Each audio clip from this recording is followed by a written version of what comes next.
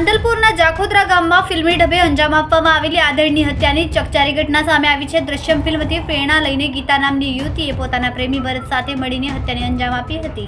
બંને એકબીજાને પ્રેમ કરતા હોવાથી પરિવારની જાણ વગર ભાગી જવા આ ઘાતકી હત્યાની સાજિશ રચી હતી। ઘરના સભ્યોને શંકા ન જાય અને પોતાની કરતૂત ગુનો છુપાવવા માટે ગીતાએ પ્રેમી ભરત સાથે મળીને આગોતરો પ્લાન ઘડ્યો હતો। પ્લાન પ્રમાણે જાખોદરા ગામના આધેડને વોવા ગામની સીમમાંથી ઉઠાવી લાવવામાં આવ્યો હતો, જ્યાં ભરતે તેને બેફામ માર માર્યો અને હત્યા બાદ લાશ તળાવ પાસે મૂકી દીધી। બાદમાં રાત્રે 1 વાગે ગીતાને ફોન કરીને પ્રેમી ભરતે આખો પ્લાન આગળ વધાર્યો। ગીતા પોતાના ઘેરથી 1 લીટર પેટ્રોલ અને કપડાં સાથે ઘટના સ્થળે પહોંચી હતી। પછી બંને લાશને ગીતાના કપડાં અને પગમાં પાયલ પહેરાવી પેટ્રોલ છાંટીને આગ ચાપીને બંને ફરાર થઈ ગયા હતા। પોલીસે સમગ્ર ઘટનાની ગંભીરતાને ધ્યાને લઈને તપાસ હાથ ધરી હતી। એક પછી એક કડીઓ ઉકેલી લેતા આખરે હત્યારા પ્રેમી પંખેડેને અટકાયત કરવામાં આવી હતી। ફિલ્મની જેમ ઘડાયેલા અને અંજામ આપવામાં આવેલા આ હૃદયદ્રાવક હત્યા કેસમાં સમગ્ર પંથકમાં ચકચાર મચાવી દીધી છે। મંગળવારે વહેલી સવારે સુરેશભાઈ ના ઘરની વાડામાં એક અડબળેલી લાશ મળી આવેલી અને એને મહિલાના કપડાં પહેરાવેલા હતા। જે આધારે એ લોકોએ પોલીસને જાણ કરતાં પોલીસ ત્યાં પહોંચેલી અને તપાસ કરતાં આ કોઈ પુરુષની લાશ હોવાનું જણાઈ આવેલું। વધુ તપાસ કરતાં ગીતાબેન પણ ત્યાંથી મિસિંગ હતા અને હ્યુમન સોર્સ અને ટેકનિકલ એનાલિસિસથી તપાસ કરતાં ગીતાબેનને પોતાના પડોશમાં રહેતા ભરતભાઈ સાથે પ્રેમ સંબંધ હતો।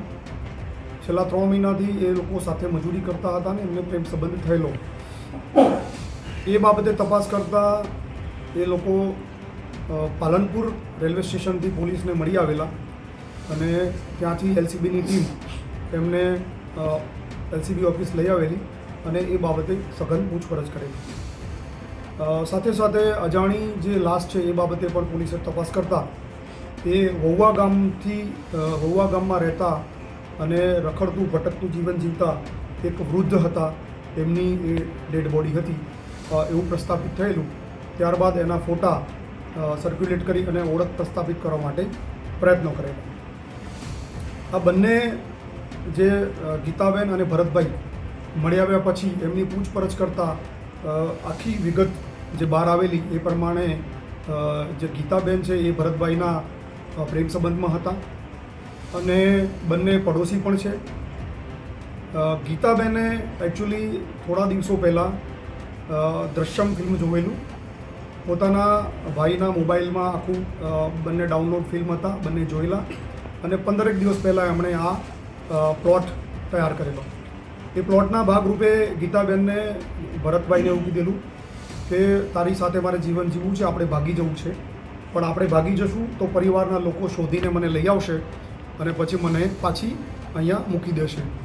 તો એના ભાગરૂપે એમણે એવું નક્કી કર્યું કે કોઈ અજાણી સ્ત્રી પુરુષની ડેડ બોડી લઈ આવી અને એને મારા કપડાં પહેરાવવા અને મારા વાડામાં એને સળગાવી અને આપણે પછી ભાગી જશું તો પરિવારના લોકો એવું માનશે કે ગીતાબેન સળગીને મરી ગયા છે, એટલે એ લોકો મારી શોધખોળ નહીં કરે।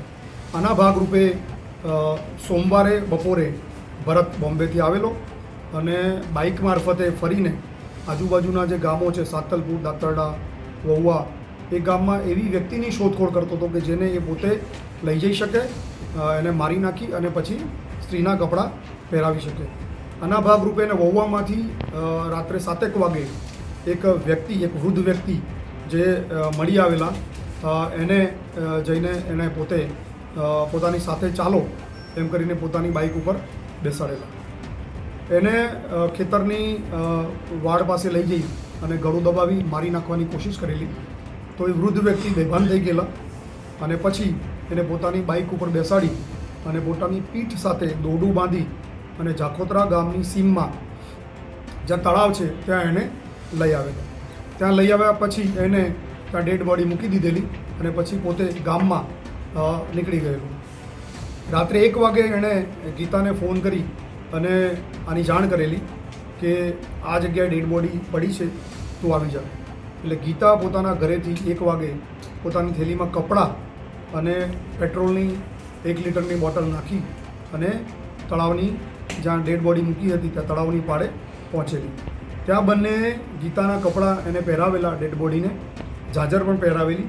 પછી બંને લોકો એને ઉંચકી અને સુરેશભાઈનો જે વાડો છે એટલે કે ગીતાનું જે ઘર છે એના વાડાની પાછળ લાવી અને પેટ્રોલ છાંટી અને આજુબાજુમાંથી લાકડા લાવી અને સળગાવી અને ત્યાંથી એ લોકો ભાગી ગયા અને ત્યાંથી બાઇક મારફતે ભાગી ગઈ અને બાઇક રાધનપુર બસ સ્ટેશનમાં મૂકી અને ત્યાંથી એ લોકો પાલનપુર રેલવે સ્ટેશન ગયેલા અને ત્યાંથી જોધપુર ભાગી જવાના પ્લાનિંગ સાથે એમણે ટિકિટ પણ લીધેલી.